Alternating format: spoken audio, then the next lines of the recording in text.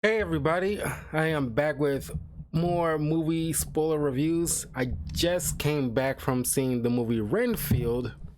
I know, I'm a little late to the party, like I mentioned other videos, I had other stuff to take care of, so things yeah, like I had to wait till later. And I might do a spoiler review for the Super Mario movie in a couple of weeks because a friend of mine from work, had to, swallow a bit of his pride and actually went and go see the movie. And like me, he's like, but when he saw it, he was like, okay, it's actually pretty doggone good. And I'm like, I was like, damn it, nah, I gotta, I don't want to say I gotta go, but it's like, I told him, it's like, it's probably the way I felt after I went to go see the Joker film. And I still will die on that hill saying that we didn't need a Joker solo origin story kind of situation. But I walked out of the theater, it's like, damn it, it's actually freaking good. Like, doggone it. Uh, like I wouldn't say I wanted the movie to bomb, but I just like, I don't want it to be a success either. It's like, but it's getting this freaking sequel. It's like, oh god, people are dumb. Anyway, Renfield, starring Nicholas Holt and Nick Cage and Aquafina. All actors I really enjoy. Uh, so let me see, like, what was the director's name for this movie? Sorry, Chris McKay. Because what other movie he's done? Because I'm so curious.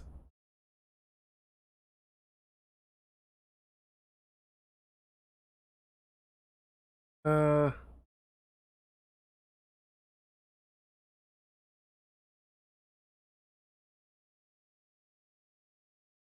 oh, he spent most of his childhood growing up in Chicago. Oh, cool. Uh, did a lot of stuff from TV shows like More Oral, Robot Chicken, Titan Maximum.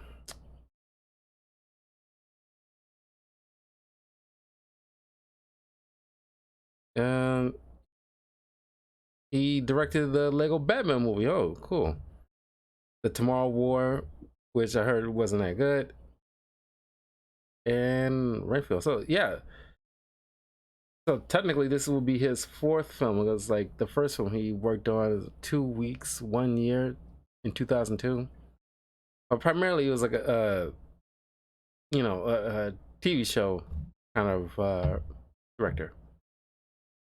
So anyway, I guess this got Nicholas Holt playing Renfield, Aquafina as this cop Rebecca, Ben Schwartz as the gangster Ted Ward Lobo, Adrian Martinez as Rebecca's partner Chris.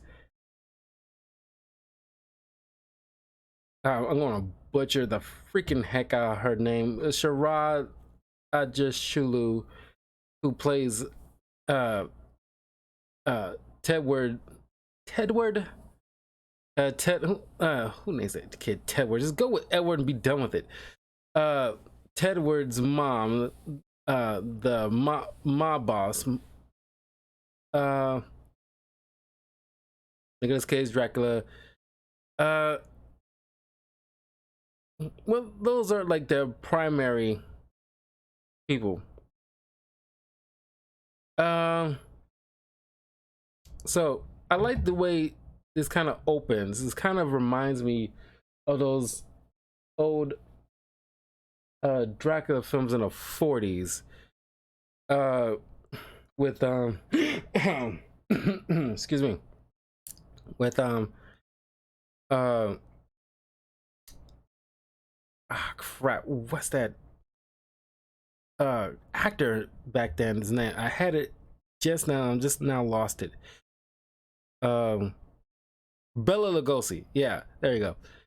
they shot a lot of, because I remember watching, you know I know I watched the Bela Lugosi Dracula thing at least once as a child, but I more so relied on memories of the parody with Leslie Nielsen and uh, uh, Mel Brooks, Dracula Dead and Loving It, which brought a lot of stuff from Bela Lugosi's thing.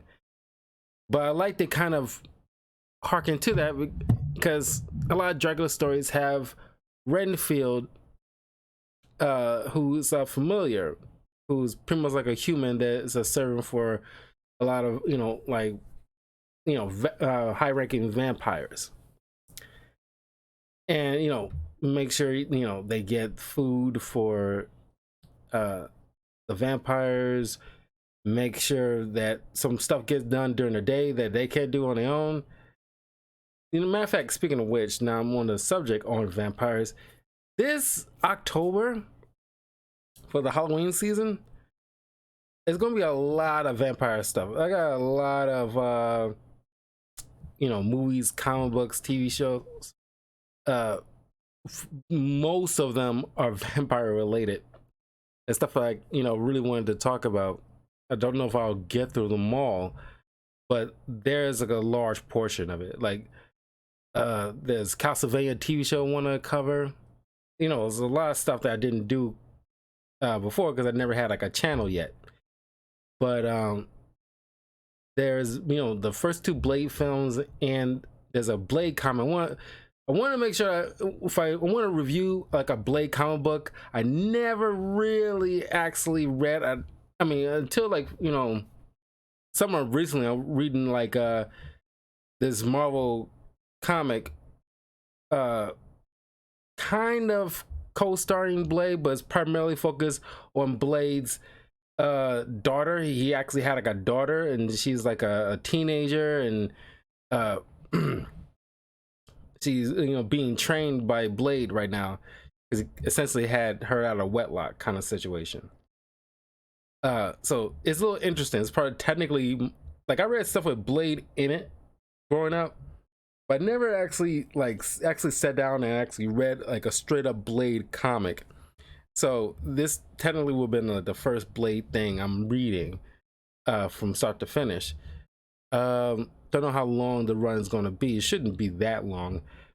But yeah, look forward to some Blade stuff, coming this October. Anyway, so you in the era where that Bela Lugosi kind of stuff would be, and this priests and vampire hunters are trying to take down Dracula, and of course Renfield being a familiar, and he get powered up every time he eats bugs, kind of like the Renfield in Dead and Loving It, but not to the same degree as this Renfield, who gets increased strength and agility when he eats bugs. Because I think that's kind of a nice touch, because yeah, they the typical thing is like Renfield just lives like a very long time to be able to look after his master.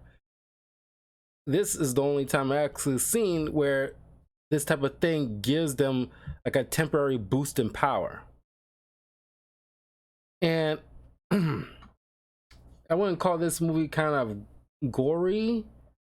It's gory to the effect of Mortal Kombat. There is a lot of Mortal Kombat kind of references here and there, especially when people are just getting like limbs ripped off and stuff like that. But anyway, they're trapping Dracula in this barrier, and there's a thing going on in this movie about like toxic relationships, and toxic abusive relationships, and the typical fashion is they're nice enough for make you to you to make you forget all the horrible stuff they done to you. And Nicholas Holt, Renfield, who Nicholas Holt, is dominating, honestly, because I recently did like a review on Tolkien starring Nicholas Holt, but the other stuff that I've seen him in would be playing young Beast in the X-Men films. Those are the only two like Nicholas Holt stuff that I've actually seen him in. It'd be great to have him back in as playing as Beast in the Marvel Cinematic Universe moving forward, when the X-Men actually are legit showing up and not that Ralph Boner crap. Because I think he can still play Beast. I think a lot of them can, from like the X-Men First Class and Days of Future Past, at least a majority of them can probably still do this for a good long while. But anyway, the priest is like telling like Renfield like, hey, he don't have any power over you. That's like, help us destroy him. Is thinking like, Renfield's like a victim and stuff. But, because Dracula, like any kind of toxic, person in a relationship, because that's the thing that you would never really consider on it. It was like a clever idea to apply that kind of thing, because it's kind of like Joker and Harley. That's like a prime example of a toxic relationship that someone needs to get out of, because on the outside looking in, clearly this person doesn't care about you. It's kind of like the Harley Quinn TV show in the first season, that even like not only Poison Ivy, but every criminal in Arkham, even Batman, had to tell like, he doesn't really care about you, Harley. And is have to drive that home, that a guy who locks you up and more often than not have to knock some sense into you for like committing crimes. Even he had to just sit down and just have like a minute of a heart to heart. It's like, he doesn't care about you, Harley. He never will. He just like to really hammer that home. So you never really consider something like that with Dracula and his familiar Renfield. I mean, vampires and familiars in general would be classified as a prime example of a toxic relationship, because vampires just use and abuse their familiars. So I thought that was very, very, very clever. Then Renfield listening to Dracula like I'm your friend, you can trust me, I was there for you, and blah blah blah. And then Renfield destroys the barrier, and Dracula kills the priest and the hunters. I like this black and white cinematography that was got going on in the first few minutes. It's kind of like Werewolf by Night. I was like, man, I would be down if they had like the bulk of this in black and white. I wouldn't mind that, because usually I'm not a black and white kind of like viewer, but if the material requires it or can be used for it, or you know what I mean, it's like if the need rises, or like this, the movie can hearken to it, why not? They did that for Logan, which I personally don't care for, but I can see the appeal to do a black and white variant of it. But something like Werewolf by Night, or even any of the monster films that you do, even like the Brandon Fraser mummy movies, can benefit from some black and white aesthetic, some noir, crime drama. You can definitely do it. I think they did that for like the Blade Runner films. Which, by the way, did I put, because I really want to do review like the Blade Runner films next year, because I don't think I got that on the list, because I actually need to do like the Blade Runner movies. They did like a TV show, some time ago.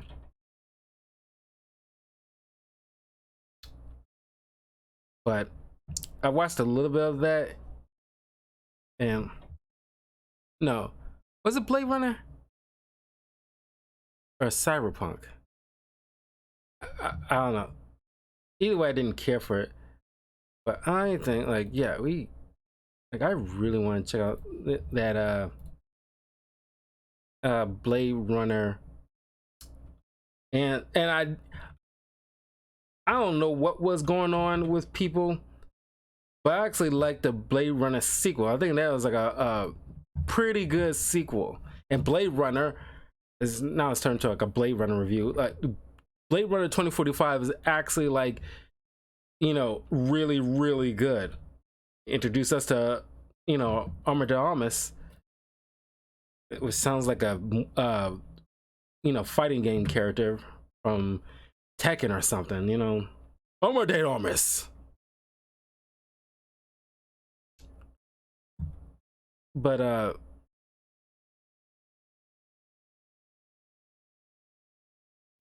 but yeah, I really need to check those out, because I think the first Blade Runner movie really inspired a lot of the futuristic type of sci-fi genres that blossomed since that movie's release. And I was kind of have expecting that same thing to happen again with Blade Runner 2049. Anyway, Dracula and Renfield spend like the next several years in hiding, and Renfield making sure that he's taken care of. So now it's present day, and Renfield is actually seeing a support group, and I think they had to do some research into this. How like support groups typically go, because usually it's like AA meetings or or Gamblers Anonymous kind of situation. You don't really see those type of like support groups for like toxic, trying to break away from toxic relationships. But he's there for two reasons. One, just to listen in to just trying to like absorb some stuff, but also he is kind of like I actually think this is actually legit clever. It kind of reminds me of, if you ever read enough Marvel comics, about the Silver Surfer, and another toxic relationship that Silver Surfer broke out of. Him and Galactus were in a toxic relationship, and he finally broke out of that.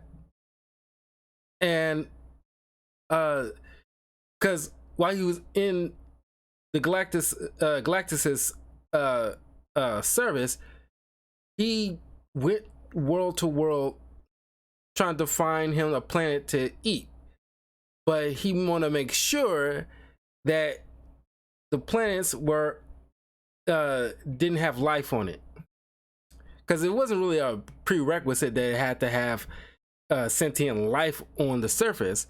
It just had to be a planet. Renfield decided to like, okay, if he needs sustenance, then I'll just feed him bad people. So he goes to this meeting, and there's a woman who's talking a story about her boyfriend who was mistreating her. So he tracks him down. He turns out to be some kind of criminal and stolen drugs from this crime family, and he decides, okay, like I'm gonna just feed these guys to Dracula. But then you see this big bruiser come in and you can see like the level of strength that Renfield has to take on this dude, and he punches this dude, and his head goes flying right out the door into the car door window of uh, uh, Ben Schwartz, or Tedward or Teddy. It's so hard not to. I can't unhear Sonic's voice coming out this guy's mouth. At this point, and this dude's like this wannabe gangster is like a total dork. It kind of reminds me of the guy from the little kid from John Wick that actually stole John Wick's car and killed his dog. He kind of reminds me of that guy. Only difference is Tedward, never really like actually gotten his hands dirty like that. He's a wannabe gangster kind of situation. So you got this story with Aquafina's character, who is I hate to say it because I like Aquafina. I love the stuff that she's in. She got this charm about her. Like I really, really, really love Aquafina. Mostly because I probably love the way she talks. I don't know why I like the way she talks. I just really love the way she talks. I can listen to her. It's like one of those people that you just really like their tone or their cadence of their voice. And it's kind of like the same way like you can listen to Morgan Freeman talk about anything. It doesn't really matter. Even if it's like a long, boring, speech that anybody else delivers, makes you fall asleep. But if Morgan Freeman delivered it, it sounds high art. And it's, Aquafina, not like Morgan Freeman, but she has that kind of, at least to me, certain cadence in her voice that makes me just like, I can just listen to you talk. I don't even care. I like the way you talk. Keep talking. But she has this, it's like she's in like a different movie altogether. Like something from Lethal Weapon. And you do those typical cop tropes with like, I got a dead father. He was a cop. I became a cop. I'm on this, shit detail that they got me on, to, stopping like people drunk driving. She got this sister who's part of the FBI who's sharing the same building as her. It's like, correct me if I'm wrong, but yeah, I imagine like most states in America have an FBI building, but they don't share it with the local PD. Because they need different. They require different stuff, and they hunt different kind of suspects typically, like probably even worse criminals than what the local PD would typically deal with. I just imagine it. But she has a sister who works for the FBI, and like, she got the note, like that kind of boss, the chief, that tells her like, you're reckless out there, Mahoney. That kind of attitude, typical. And of course you gotta be black. It's like the the captain, the black captain of a police force is no nonsense, and telling it like his cops that they're getting too reckless. It's not the West. Like, give me your badge and your gun. You're off the case. That attitude. It's like, you're suspended. That attitude. It's like, God. It's like, this is. If this was all about that, if the movie was all about that by itself with no supernatural elements to it, it might be a decent film. And it's like a typical, like I said, Lethal Weapon. If it's like a Lethal Weapon type of stuff, I can buy Awkwafina as like a cop that's kind of like the same way with like Rush Hour or something like that. Except she'd probably be like a good combination of both Chris Tucker and Jackie Chan merged together because she had the kind of attitude as Chris Tucker half the time, and she would obviously would fit. Matter of fact, because it's rumored there's supposed to be another Rush Hour film, and I would think it would be pretty doggone funny, because I don't think Aquafina is Chinese. I think she might be Korean. I could be wrong. In fact, I don't want to feel like uh, uh,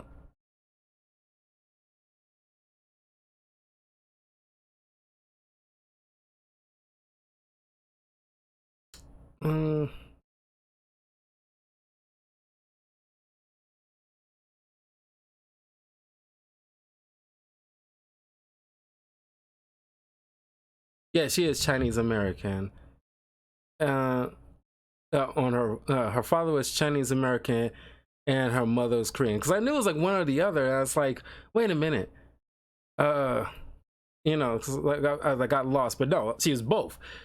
So I was thinking like, man, if they do another one, it'd be kind of cool to have like Aquafina be Lee's, grown up daughter, but spend a lot more time with Chris Tucker, learning the roles of being like a streetwise cop. So she's got the attitude of Chris Tucker's character, but she's the daughter of Lee.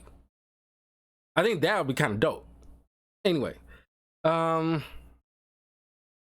so you want to stop these, crime, the Lobo crime family that's like, they're in New Orleans, and so Renfield is, instructed by Dracula, which I applaud like the makeup artist right now, because like throughout the film, getting towards like the middle, very fairly close to the third act, that you see like, Nicolas Cage, with different kind of makeup on, to show that, very moldy, craggly and stuff like that. But once he keeps drinking blood, it gets a little bit more healthier, and it comes in stages.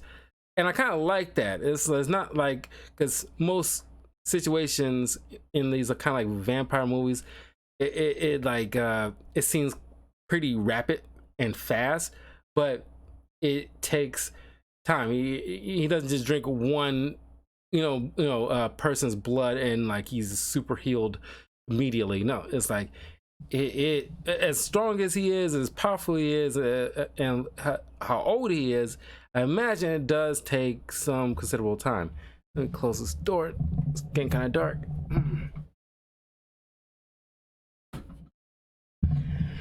But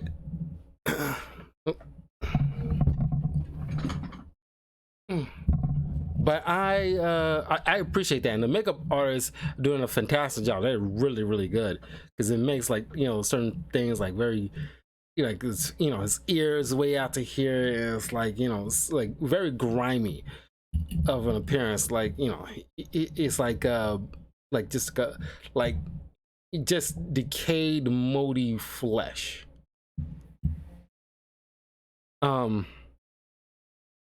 And he's instructing like Renfield, like, I want some tourists, uh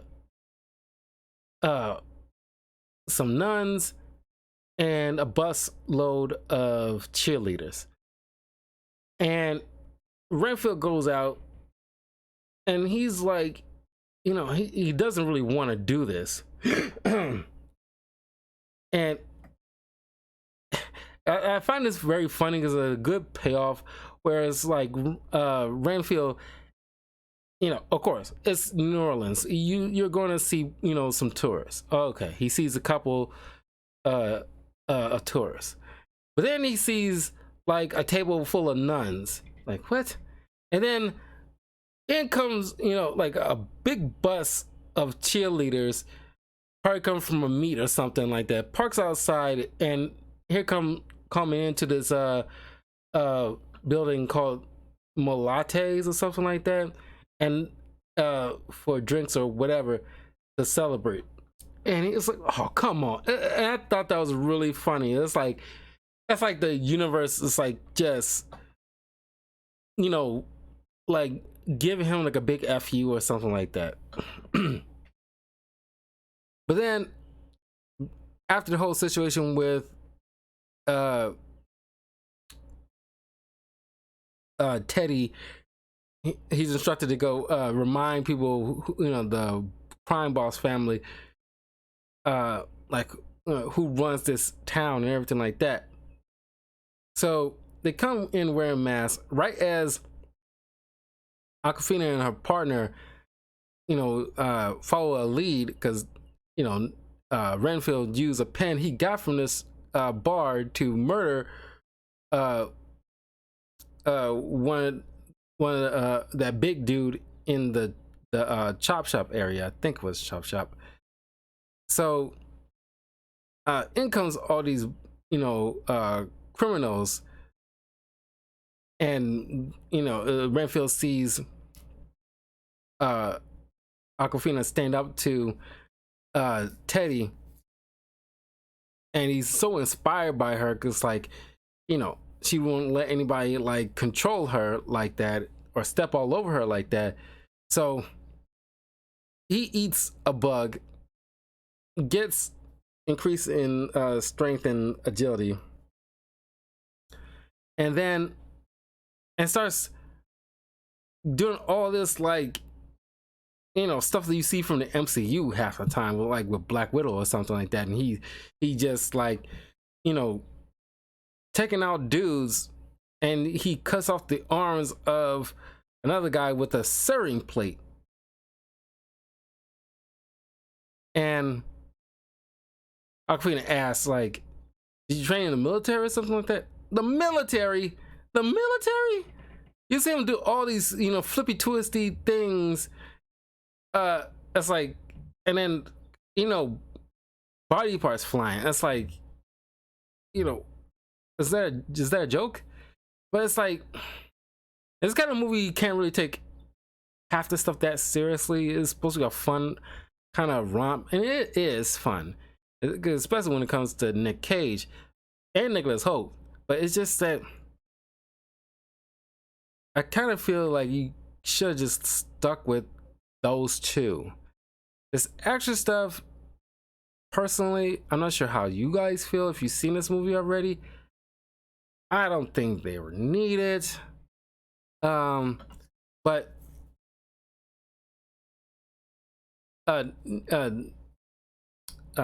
Aquafina's like, oh, like you're a hero. You save me and a lot of these people in here. And Renfield's is feeling like, really good. He's never got that, like accolation, those accolations. Just, praise and, being told like he done a good job and he was a hero and things like that. Looked into like a huge light. But then with the support group, he got the encouragement to actually get his, straighten himself up, clean himself up, go get himself like an apartment very fast. I'm not sure like how he got all this stuff. Goes shopping at Macy's and gets some new wardrobes. It's like, how much time has passed at this point for him to do all that? But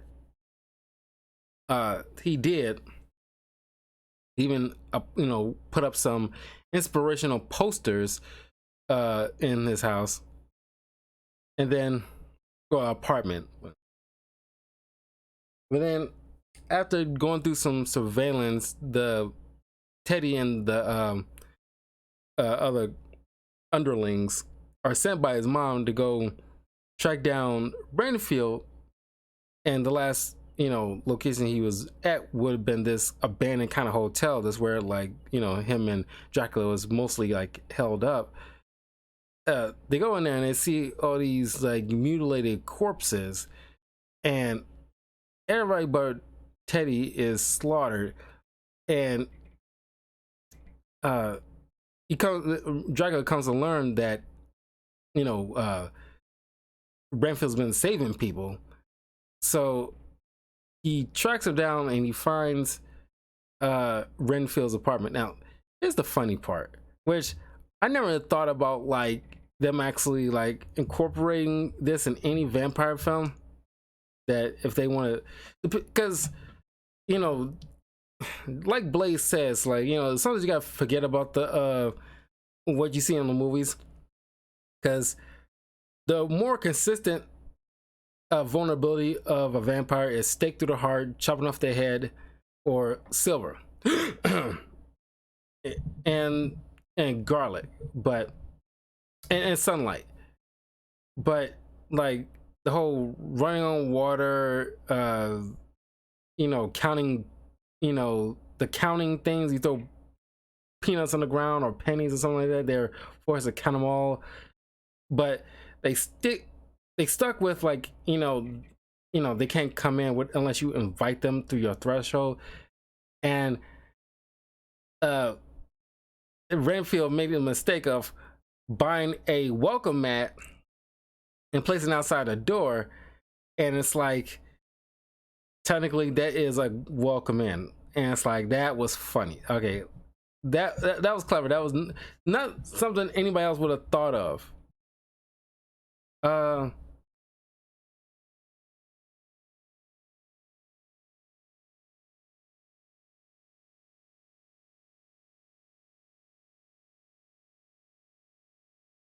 I can't.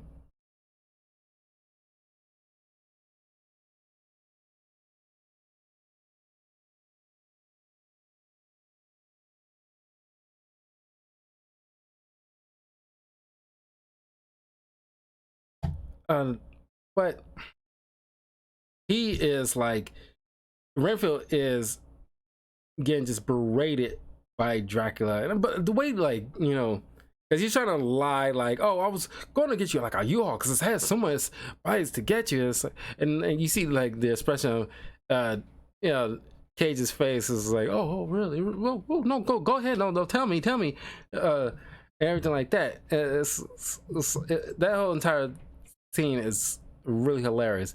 Then trying to use what he learned from his meetings to in a book he got, you know, to him, like, oh, like, hey, you know, you can't control me anymore, and it's like all this stuff.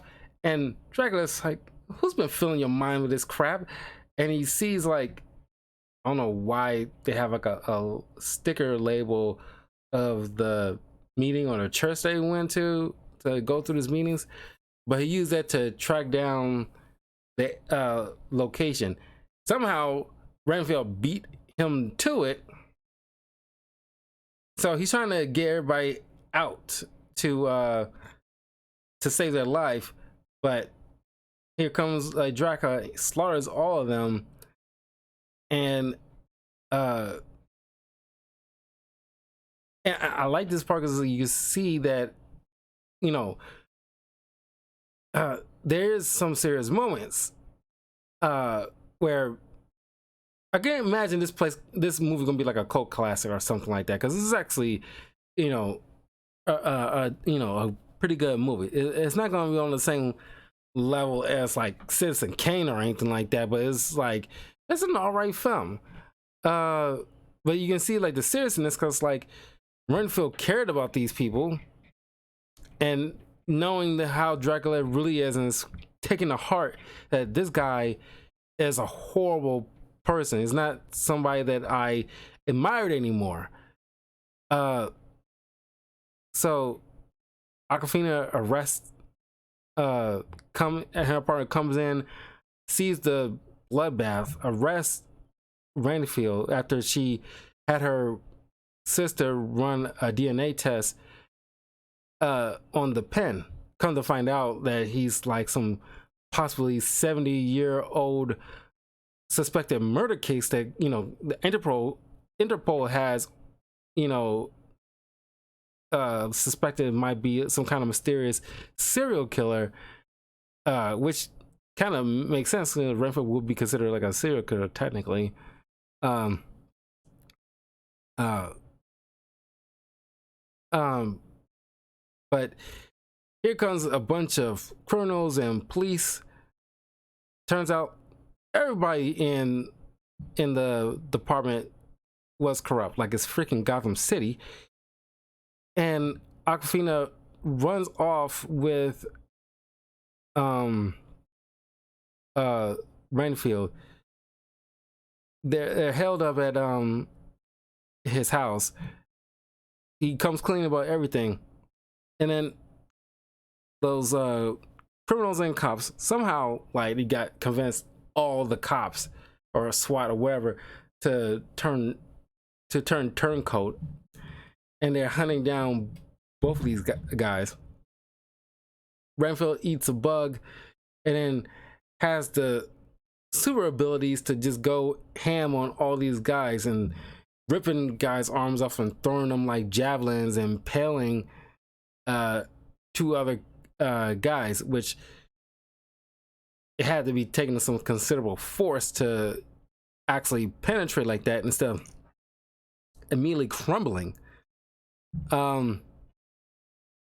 So Aquafina now has some, not only like stakes in bringing down the apartment, but also saving her sister after she gets kidnapped. Teddy now familiar, so they go back to back to take down this organization, and Dracula wants to just dominate the world by either turning people into food or to his loyal followers, starting with his crime family. But Renfield takes down most of them. Aquafina, takes on Teddy for a little while, and Renfield tells him like, "Hey, you like it now, but he doesn't care about you. He'll soon turn you one of his slaves." It's like I'm not you. I'm not empty husk. It's like, and then he used the words like, my master, like, and then he stops and he realized, because I never considered this, because movies with Renfield in it, I thought he just like at least was compelled. Well, yeah, he was compelled to call him master with this kind of deal situation, but I thought he's just something like, I don't know, not all this time I thought it wasn't like compulsion. I thought he just wanted to do it. This is actually, no, he made the kind of hat with Dracula. You're compelled to do certain things. But Renfield takes on Teddy, and another Mortal Kombat move, does those X-ray finishers where he's like crumbling, the sternum and rib cage and stuff like that, and not only causes him to vomit blood, but force him to shit himself. It was a lot. Like, wow. So Teddy's down, and Aquafina, switched on the lights, trying to burn Dracula, but Renfield finally stands up to him and like beat him down, and Aquafina used the cocaine stuff nearby to make a circle to do this incantation. And so they dismember Dracula, and I like the line with Renfield saying like, there's never really concrete way is known to actually fight, like, or at least like completely kill like Dracula for good. Like, I see him come back from the most wildest things, so better be safe and sorry than sorry. So they dismember him through the through the parts in the meat grinder and like put them in like ice cube trays and dump the pieces through like a sewer grate. So yeah, I think you got him. So they arrest the mob boss lady, the sister, and the sisters reconcile or whatever, and they use because Dracula's blood can revive a lot of people. They use that whatever blood they gather from Dracula to kill all the people from the meeting that was murdered by Dracula. This part is what that really kind of bothered me. A uh they've been dead for let's say it's been like 24 hours, almost 2. Yeah, it should be like at least nearly 24 hours, or at least nearly past 24 hours at this point, like a day and a few hours maybe. Their body maybe not started decomposing, but there's a substantial amount of blood loss, and they are officially dead. They're brain dead. They're gone.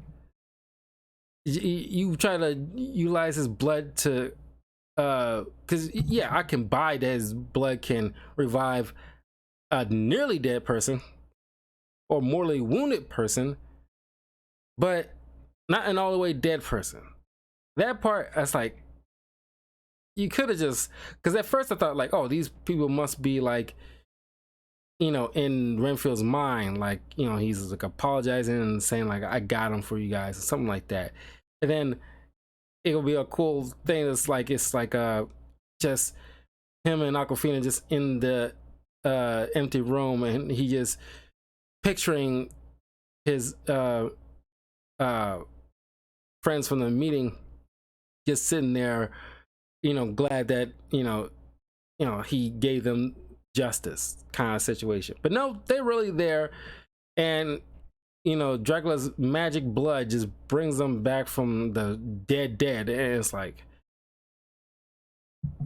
oh, I think it would have played better if they actually just remained dead.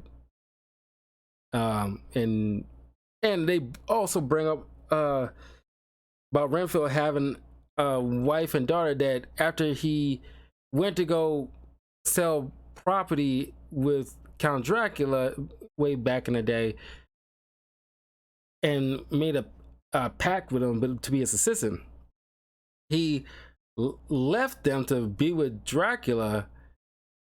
And it's like I said, they could have leaned more into that, because that seemed like a very interesting thing. They never really, there's never like a situation that was ever like brought up in any other interpretation of Renfield. He actually has had like a wife and kid. Where were they? Who were they?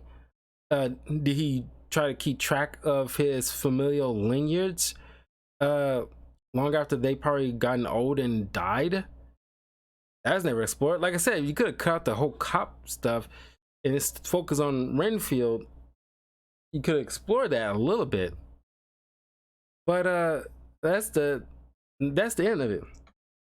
um it's fine, especially if you love Nick Cage. This is something you'll probably get something out of. But um if you're not like a huge Nick Cage fan, then this probably won't be for you. But it's just something like a fun watch. It's like, you get drunk with your friends and watch this. It's fun. It's fun. It's fun and fine. But leave a comment below. Let me know what you thought of Renfield, if you saw it already. Like I said, I'm a little late to it, but I really wanted to see this movie, and I might, don't hold me to this, I might actually go to the theater to see Mario movie possibly in a couple of weeks, because next week I going to this, like I want to, not next week, but uh uh I want to see like I'm going to like a Cinco de Mayo kind of bar crawl thing. So, like I said, next week I'm just uh, taking some time and just relaxing a bit. So very little streams. Like I said, we'll see. We'll see what what's coming up. I might actually go see that Mario movie. It might. I don't say it might. From what I'm hearing, it's really good. But if I do it, I'll definitely talk about it. But anyway, I will see you guys in a little bit because I will be doing 2 more movie reviews of the first 2 Ant-Man movies. I already did Quantumania, so I want to feel like I feel like I want to like really touch on the first 2 Ant-Man movies. But anyway, check out my spoiler review of the comic event Marvel Spider-Verse, the Volume 1, which is up on my channel. It's getting tons of views already. As well as Season 3 of The Mandalorian. Share this with friends, leave a comment, hit the like button. If you haven't already, please subscribe. I am close to the 400 subscriber milestone, where once we get to it, I will be doing a Hot Ones challenge video where I actually get all the hot sauces from the show, try them out while answering 10 questions, because it's 10 hot sauce bottles, and I will any questions you guys might have within reason. But yeah, something I really want to do to celebrate. Also, this Saturday I will be doing a long stream of me playing just multiplayer games, a 6-hour session where to count down before my birthday, because my birthday is Sunday. So on the 22nd, me just binging games with you guys. So anyway, if you want to stop by, because like I think I want to do it around like 6 p.m. Central Time. So if you guys want to drop by and just kick it with me to wish me a happy birthday, that'd be great. But anyway, I will see y'all in a little bit. Peace.